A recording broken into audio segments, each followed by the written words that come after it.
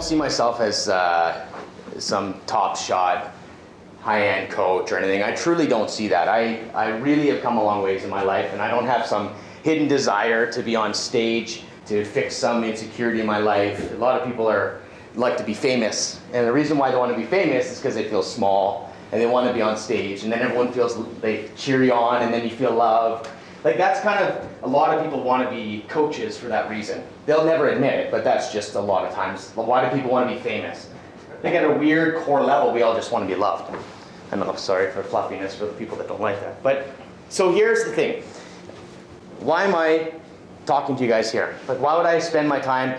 I make lots of money. Why would I stand here and even do this? Well, a few years ago, I was a real estate investor. I had 61 properties. I had 4 different cities, lots of investments. I had a multi-million-dollar company. And all I ever wanted was to be Trump. I just wanted to be, like, I had this dream, think big, right? Like, they teach you how to think big. I think it's kind of bullshit. I think big, but start small. It's not what I think. But thinking big like Donald Trump, I can buy the Edmonton Oilers. That was my vision. And honestly, I probably could have pulled that off, which, like, I was crazy. Thing is, though, I was a win at all costs kind of guy. And I was that guy that wanted to be known and wanted to be listened to, and some stuff I had to work out in my life. The thing is, recession hit in my business, and all of a sudden my investors say, yeah, we're not ready to continue on. We're just going to hold off. It's 2008. So I had this machine running. It was making revenue, but I couldn't grow it. So I thought, okay, I'm going to hire a business coach. So I hired a guy named Philip McKernan, which was not a typical business coach, more of a life coach, business coach. And he asked me one question.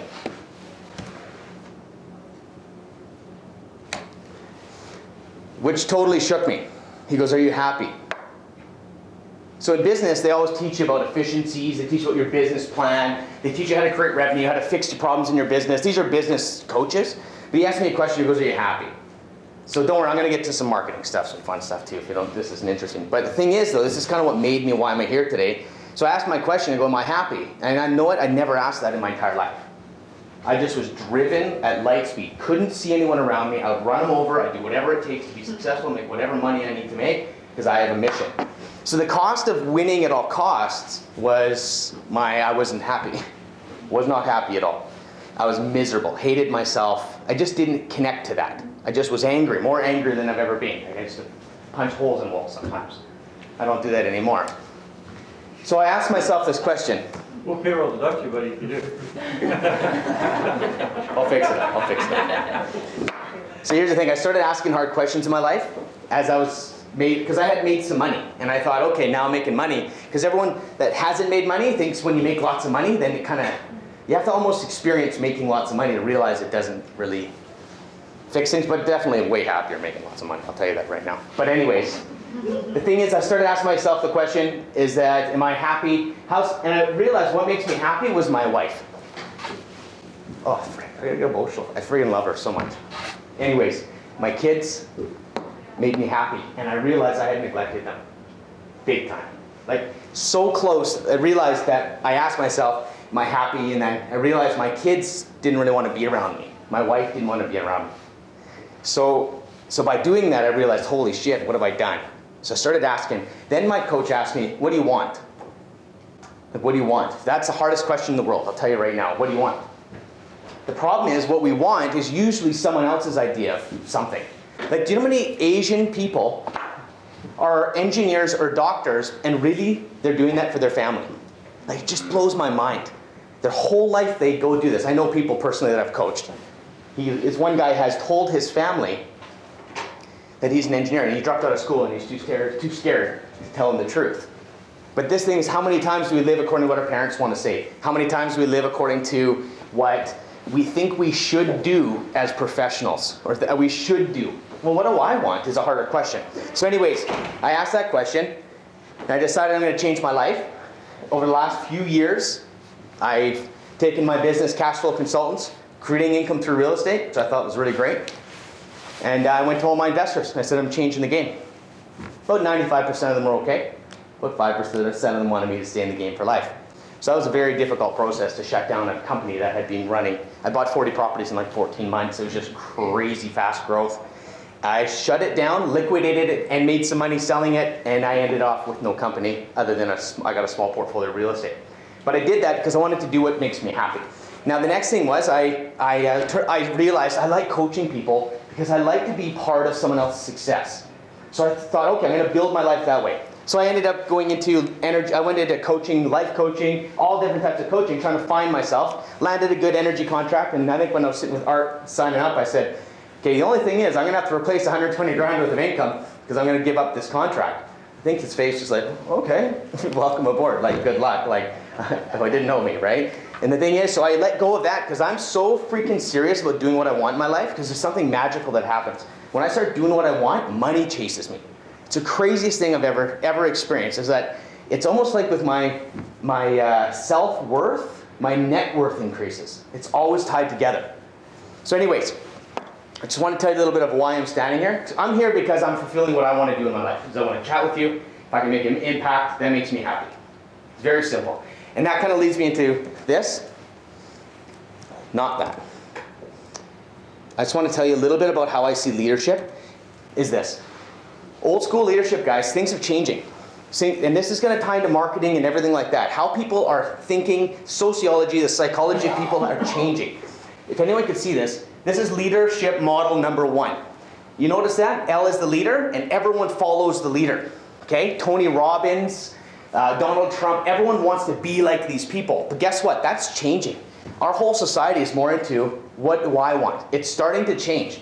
So the thing is, I believe that this leadership model is dead. And if it's not dead yet, it's dying. I'm going to make you the best person. Just follow everything I do, and you can be just like me. Okay, that makes a lot of people starting to puke lately. There's an energy around that just like yuck. Because what happens is I lose who I am by following and replicating. So I'm not here to have anyone replicate me. I'm here to tell you what I'm doing. If I can help you, awesome. It may not fit, it might fit, I don't know. That's simply what I look at. So this is the model that I believe in. Leadership model here. Number 2 is the leader is with the group. Okay? It's like the knights of the round table. There is no leader. But there's some kind of respect to someone that leads. So I got my license a year ago. I somehow convinced 12 people to let me coach them. And I literally started being a realtor 12 months ago or 18 months ago or whatever it was. And I coached a real estate launch program. I had been coaching some realtors. I had been an investor, so I had a bit of a background in that. So anyways, so I literally knocked on doors. I literally did what I was telling them to do because I really believe in leading side by side like a brother rather than saying follow me. I think that's my philosophy. So I wanted you to understand that I'm not standing here like this. I'm standing here like this. I'm one of you. That's why I became a realtor. So now the thing is, when I became a realtor, it was really difficult because I had so much judgment on realtors from being an investor for 7 years. Realtors sucked. That was my belief.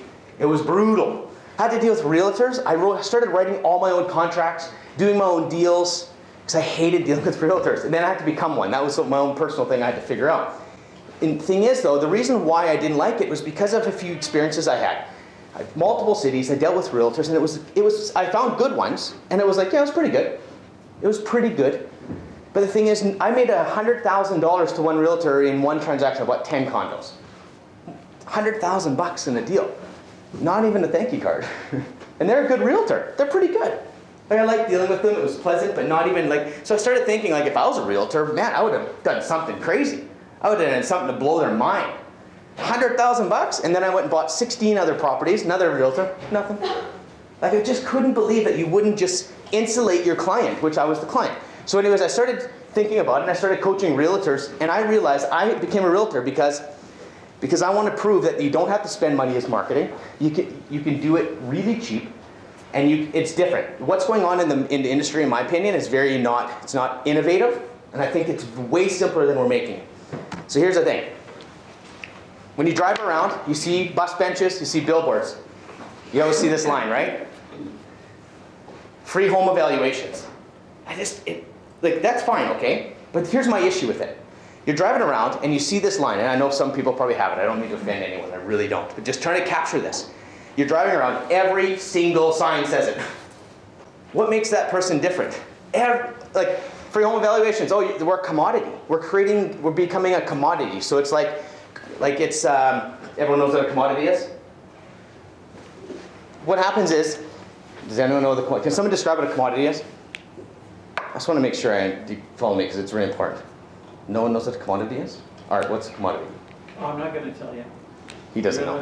No, I'm just joking. If you're trading coffee beans for coffee beans, it's a commodity. You're trading grain for grain, it's a commodity. What's special? It's all the same, cheapest guy wins. But that's how we're positioning ourselves as realtors, free home evaluations.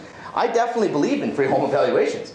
But why do you have to put it the same way? It's almost like you're driving around, oh, there's a Bud's bench, let's copy that one. Let's copy that one. And you're just the same. Just saying the same, free home evaluations. What makes you so special for them to call you? So I started thinking about it. The other one is this. Now I'm going to maybe offend someone because it's probably on someone's business card. I get this card from a realtor. This is before I was a realtor. And it says, the biggest compliment you can give me is a referral. Okay, so let's just do a little scenario here, okay? I'm at the bar before I was married. I go to a girl and say, hey, my name's Ben. I've got a card in my hand that says, just so you know, if you ever want to know how to compliment me, this is how. How retarded. So we're taking this model here, and they're getting it so close. Yes, referrals, that's how our business runs. But is that how we ask? It's like, hey, so hey, here's the, just so you know, this is how you compliment me. Like that's the first thing we're going to tell someone. In life, that's weird. It's just weird. So, I think about Steve Jobs, okay? He was not a follower. Do you guys all know who Steve Jobs is? He invented Apple, the company Apple. Super innovative. Like off-the-wall innovative. The thing is, guess how there's a couple things I model after with Apple. First off, he comes to his board of directors and says, I've got an idea. We're going to take the phone and have one button. One button. Okay, this is when BlackBerry was probably popular. And the board's like, one button, what are you talking about? It's never been like that, it can't be like that, it's not gonna be like that. And I don't know if he was the nicest guy, but he made it happen. He has one button on his phone, it's right here. And this is Steve Jobs' idea, one little button here. So we had to figure it out, it's called innovation. Okay, so the thing is, I look at the world and I say, well, why are they, if everyone is doing the same thing, I don't want to do that. This day and age, real estate, what I've realized very, very quickly, it is really easy to be good. Like really easy. Guys, I'm gonna break 400,000 bucks in my first 12 months, okay? And I'm not doing too much, other than I'm not doing the same things everyone else is doing. And I'm not spending much money. But what's happening is there's a conversation happening around the experience that I'm giving my clients, and I'll get to that. So I wanna think a little bit differently. There's so many realtors that are following the crowd, just doing the same things. Well, why don't you do something different? You'll stand out. So much of being a realtor is following the previous guy who had success 20 years ago. Some of that success is incredible knowledge, but there's some innovation that can be added to it to fit today's culture. Okay, let's go through some business models really quickly here. Business models in 2012. If you go to chapters, okay, you're going to read, go to the business section. What are the books that are popular today? What are the books? Outsource everything you can, right? That's how we're being taught in business now. Like if you go to a seminar, it's outsource, outsource, outsource. I believe in it, but I just want to ask some questions around it. Increase revenue at all costs. Business 101. How to reduce the amount of time you spend in your business and make more money. These are like hot tickets. If I want to do popular blogs, these are popular blogs. It's about the shareholder more than the customer. Have you guys ever been at a restaurant lately and had good service? Do you remember that? Yeah? Yeah, so you significantly remember, like, oh, she was good, right? Yeah. How many times did you have regular or normal service or bad service before that person showed up? At that same restaurant or different restaurant? Wherever, in your travels. When you're going restaurant to restaurant. You can see when you have bad service, yes. Okay, and the thing is, did you know bad news travels 16 times? Good news travels 3 times. So it's a huge uphill battle. The thing is though, nowadays, if I ran a restaurant, I would blow the mind of the clients. I'd have the waitresses just going way above and beyond, because that's what's gonna grow my business, not my print marketing, my advertising. It's gonna be that waitress that blows Bob's mind and says, this waitress is amazing, you gotta go to that restaurant.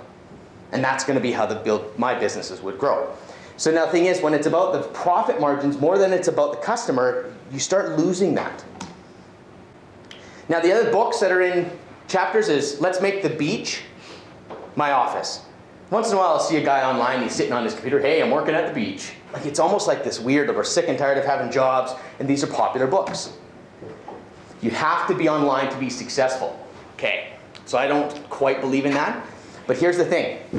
The problem with these business models for realtors is like saying, someone comes to me and goes, Ben, how's the Edmonton real estate market? And I start talking about the Canadian market. You follow me? It's irrelevant. I need to know, if I'm building a business, what type of business do I have so I can actually see if this stuff's gonna fit. Being a realtor is a very long sales process, okay? If I was selling a product like a mouse, I'll go online or I die. Then it's true. But the thing is, if you're not online as a realtor, you actually can do quite well. I don't have any search engines on mine. I don't display any of my listings, nothing. Because I don't put much effort into that type of marketing. That's just me though. Now let's look at just, oh yeah, the other one is, how to be organized to create more time to produce more profit. Like, these are just topics in business that I notice that we are starting to create society belief systems on how to market. I think, let's go back to when my great-grandpa was a shoemaker. He had no internet, he had no phone, cell phone, nothing. How the hell was he so successful? So there's something we can learn from old school, especially when everyone's believing one way. Well, I kind of want to leave that current and kind of think, well, what are people not doing? Remember the old school? Treat your customers well and they return? The whole models were built on this, not on efficiencies, not on profit margins. It was all about the customer. Quality service is everything. Go the extra mile. How can I get in front of more potential customers? Now this is old school stuff. Everyone wants that get rich quick feel. If I go on the internet, I'll have floods of clients. Like, there's just belief there. Now here, I'm kind of going quick because I know I don't got too much time. Guys, I don't know if anyone reads the email, but did anyone read the 2 questions that I submitted? Yep. Okay, so first of all, I just want to have a quick chat. How are people referring you?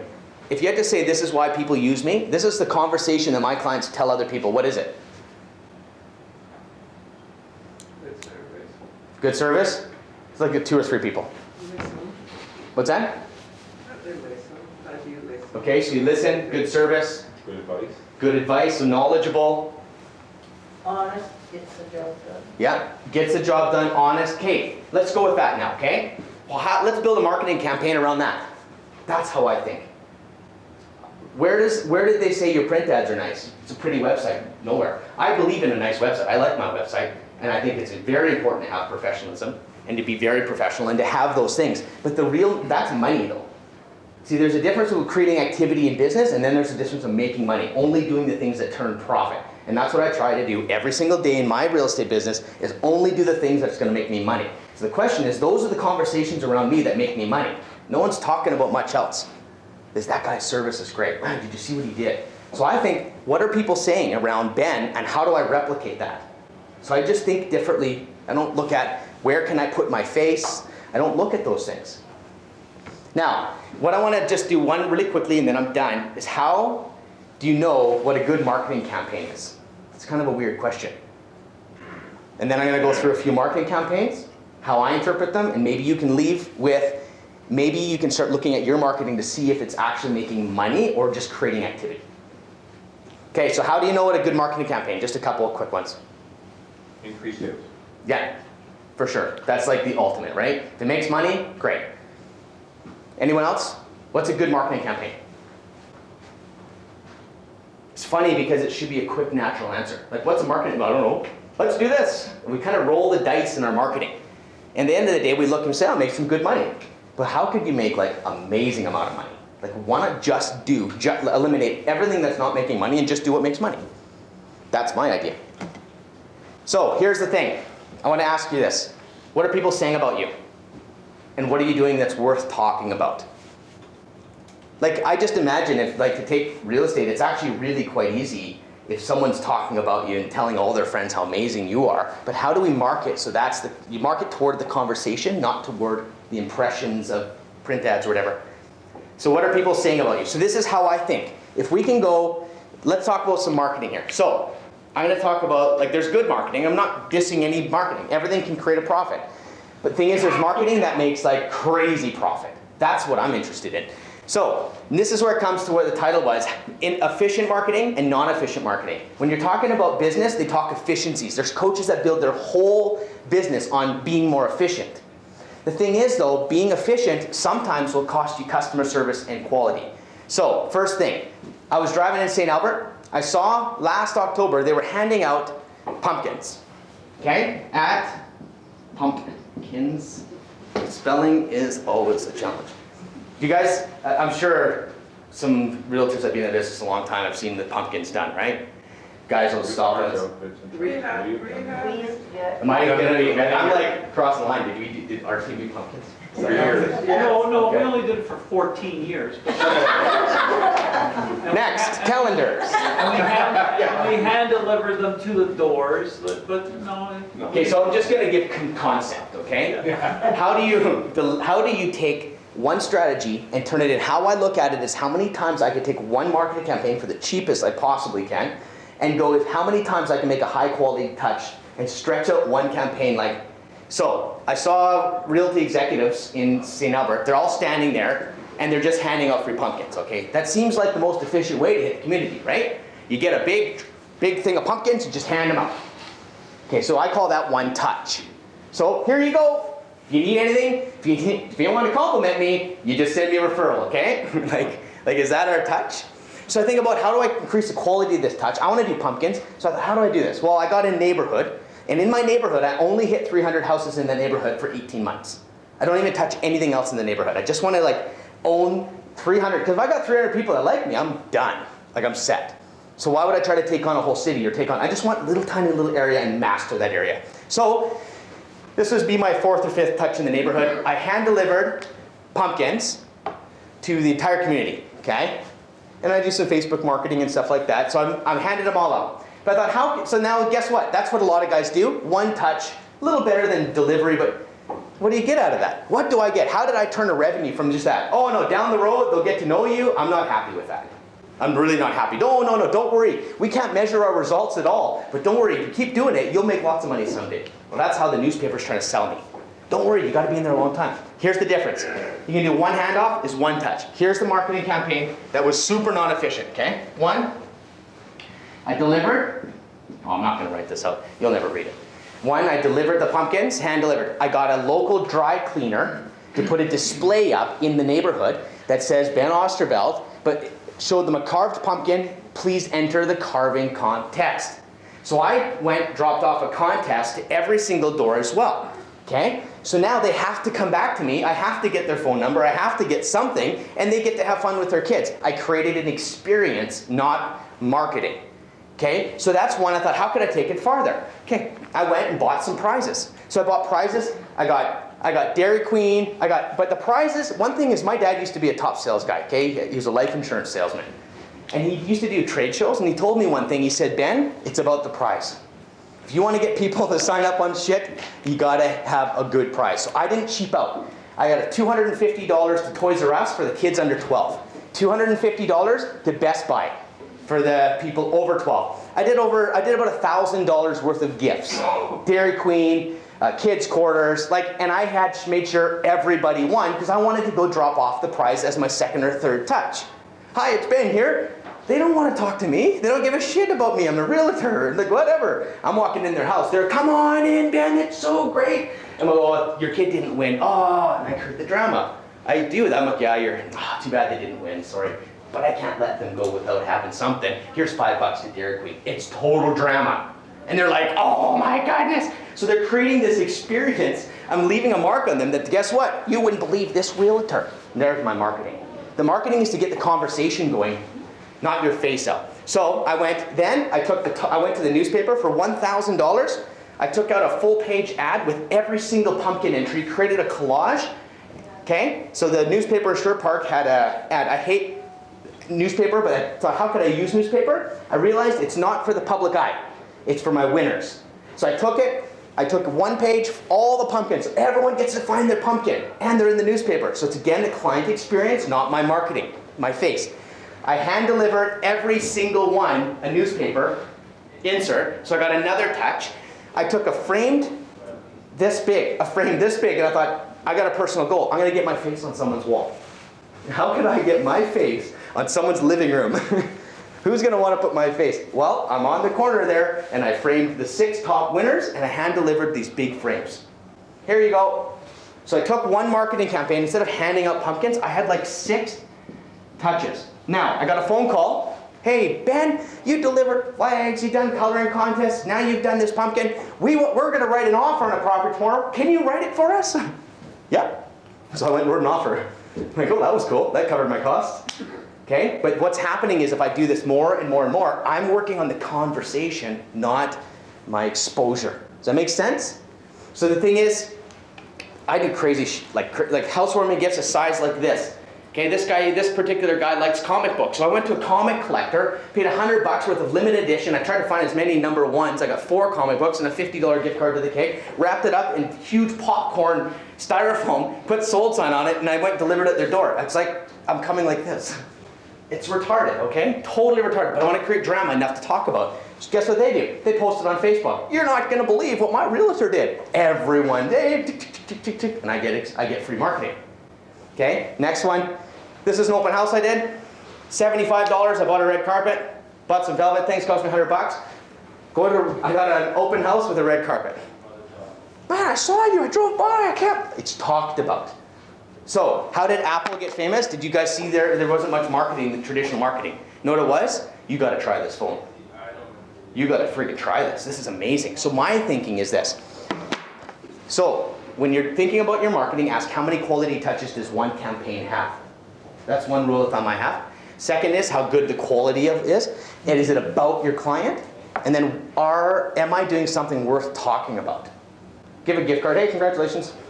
It's kind of good if you give a gift card at a housewarming, or say, hey, here's $50, go have dinner, congratulations on your new home. That's better than most. That's why I'm trying to tell you it's really easy to be a realtor right now.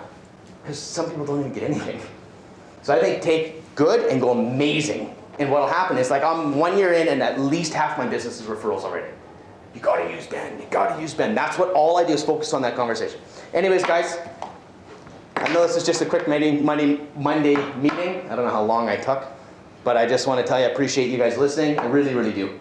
I don't ever take it for granted to come and chat with people, and hopefully you got something out of it. I know it was fast. So, thanks, guys.